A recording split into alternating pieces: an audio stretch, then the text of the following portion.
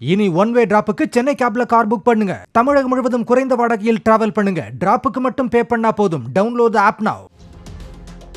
கர்நாடக மாநிலம் பெல்காம் மாவட்டம் கொக்கடனூர் கிராமத்தைச் சேர்ந்தவர் 19 வயதான ஹீனா கௌசர். இவர் 24 வயதான தௌஃபிக் என்பவரை காதலித்து திருமணம் செய்து கொண்டார். பின்னர் ஹீனாவுக்கு அவரது கணவரின் நண்பரான யாசின் பகோட் என்பவரின் நட்பு கிடைத்துள்ளது. நாளடைவில் அது தகாத உறவாக மாறியுள்ளது. பின்னர் காதலனுடன் ஹீனா வீட்டை விட்டு ஓடிவிட்டார்.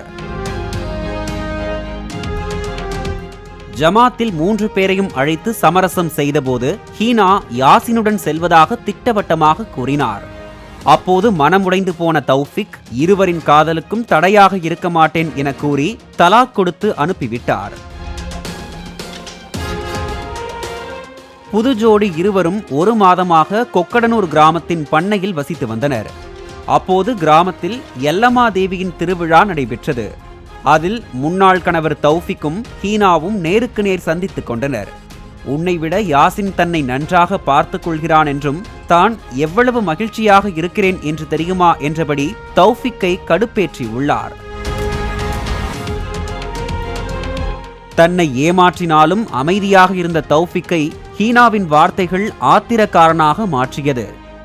இதையடுத்து வீடு புகுந்து ஹீனா மற்றும் அவரின் புதிய கணவரை வெட்டி கொன்று போட்டு விட்டார்.